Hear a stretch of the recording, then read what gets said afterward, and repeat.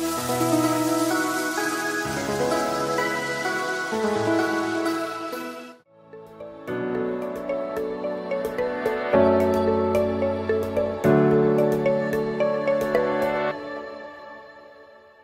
Jemaat Tuhan, senang sekali boleh berjumpa kembali dalam Renungan Kingdom Devotion hari ini.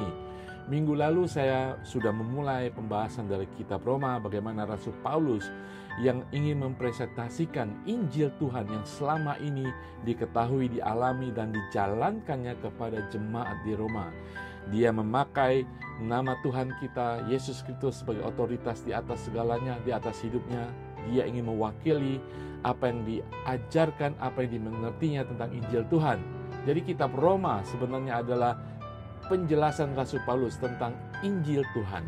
Hari ini kita akan melihat di pasal pertama ayat 2 sampai ke 4. Injil itu telah dijanjikannya sebelumnya dengan perantaran nabi-nabinya dalam kitab-kitab suci, tentang anaknya yang menurut daging diperanakan dari keturunan Daud, dan menurut roh kekudusan dinyatakan oleh kebangkitannya dari antara orang mati, bahwa ia adalah anak Allah yang berkuasa, Yesus Kristus Tuhan kita. Ini adalah konsep atau isi utama daripada kitab Roma tentang Injil Yesus Kristus, tentang Yesus Kristus itu sendiri. Di awal daripada ayat ini, Rasul Paulus ingin menyampaikan 3 hal tentang Injil Tuhan. Bahwa Injil Tuhan, Alkitab, firman Tuhan ini semuanya telah dinubuatkan di dalam perjanjian lama.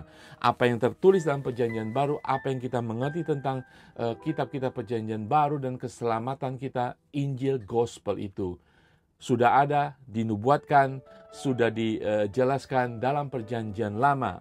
Perjanjian baru adalah penggenapan daripada perjanjian lama, kitab para nabi. Saudara sekalian, jadi kalau kita hari-hari ini sebagai anak perjanjian baru, kita tidak cukup hanya belajar dari kitab perjanjian baru, tetapi kita juga harus belajar daripada kitab perjanjian lama, bagaimana kasih Allah, anugerah Allah, janji, nubuatan Allah, untuk kita mengerti.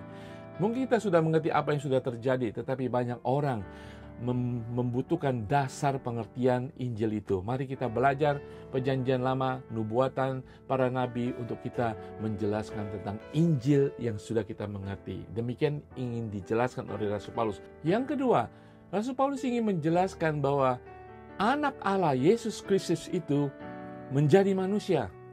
Dia yang adalah Allah, dia menjadi manusia sama dengan kita. Di sanalah dia bisa mengerti tentang kehidupan kita, dia mengerti pengalaman kehidupan kita. Dan dengan menjadi manusia, dia menggantikan kita, manusia yang tidak bisa menyelamatkan dirinya sendiri. Dia menggantikan kita secara manusia untuk disalibkan, membayar segala dosa-dosa manusia. Itulah Tuhan kita. Di dalam Ibrani pasal keempat ayat 15 menjelaskan lebih lanjut. Sebab imam besar yang kita punya bukanlah imam besar yang tidak dapat turut merasakan kelemahan-kelemahan kita. Sebaliknya, sama dengan kita, ia telah dicobai, hanya tidak berbuat dosa. Saudara, Yesus, Allah itu, menjadi manusia sama seperti kita, sehingga bisa merasakan, mengalami apa yang kita alami, sehingga dia sebagai imam agung besar kita, dia mengerti tentang kehidupan saudara saat ini. Nah, yang ketiga, Rasul Paulus ingin menjelaskan di dalam ayatnya yang keempat, dan menurut roh kekudusan dinyatakan oleh kebangkitannya dari antara orang mati, bahwa ia adalah anak Allah yang berkuasa, Yesus Kristus Tuhan kita. Di ayat ini, Rasul Paulus ingin menjelaskan bahwa Yesus Kristus adalah Tuhan. Yesus adalah Allah. Dia memang menjadi manusia, tetapi ketika dia dibangkitkan, bukan kemudian dia menjadi Allah. Dia sudah Allah, dia Tuhan dari dulu, sekarang, dan selama-lamanya. Ketika dia menjadi manusia untuk keselamatan kita. Dan kemudian dalam kebangkitannya, dia sungguh-sungguh menanggung segala dosa dan memberikan pengampunan, memberikan keselamatan bagi kita.